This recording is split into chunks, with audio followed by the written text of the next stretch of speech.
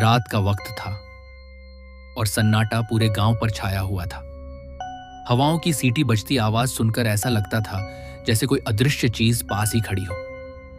गांव के बाहर एक पुराना पीपल का पेड़ था, जहां लोगों ने बार बार किसी अजीब परछाई को घूमते देखा था। लोग कहते थे कि यह परछाई इंसान नहीं, बल्कि खून से प्यासा साया है। गांव से थोड़ी दूर एक टूटी फूटी हवेली थी।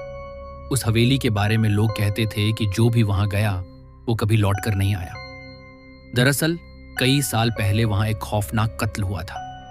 उस कत्ल की गवाही सिर्फ दीवारों पर लगे खून के धब्बे और वो खूनी परछाई देती थी। शहर से 4 दोस्त आदित्य, रजत, सिम्मी और तानिया एडवेंचर के लिए गांव पहुंचे।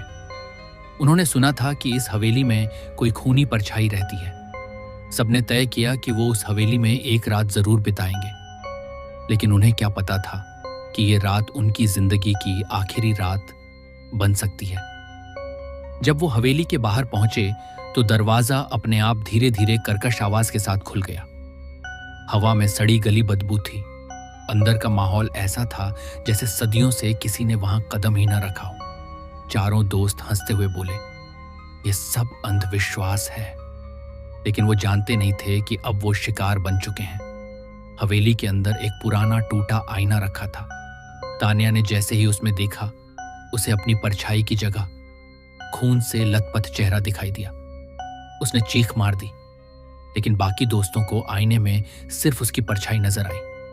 यही पहला इशारा था कि हवेली उन्हें धीरे धीरे अपनी गिरफ्त में ले रही है। रात जैसे जैसे गहरी होती गई, हवेली की दीवारों पर परछाइयां घूमने लगी। रजत ने देखा एक काली परछाई लगातार उनका पीछा कर रही है।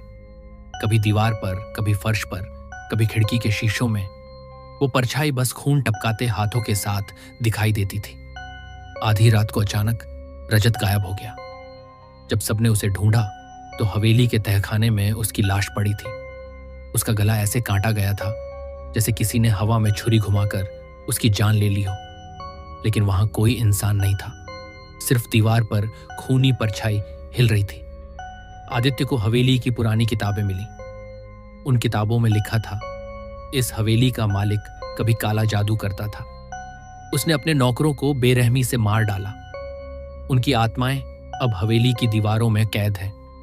यही वजह है कि वो खूनी परछाई आज भी हर नए आने वाले का खून पी लेती है। अब तीनों, आदित्य, सिम्मी और तानिया, हवेली से बाहर निकलना चाहते थे, लेकिन दरवाजा बंद हो चुका था।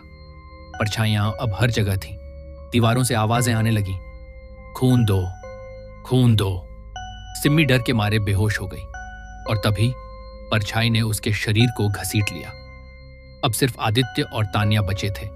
उन्होंने तय किया कि वो परछाई से मुकाबला करेंगे। आदित्य ने उस किताब में लिखे मंत्र पढ़ने शुरू किए।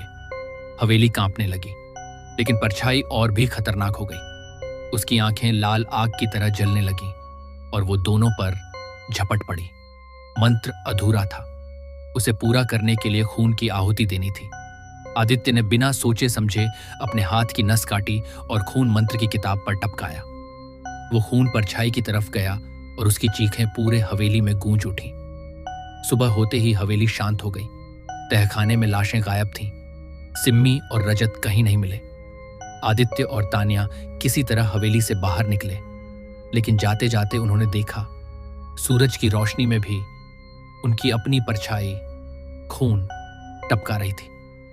दोस्तों, अगर आपको ये डरावनी कहानी पसंद आई हो तो वीडियो को लाइक करें, कमेंट करके अपनी राय जरूर बताइए और अपने दोस्तों के साथ शेयर करना मत भूलिए।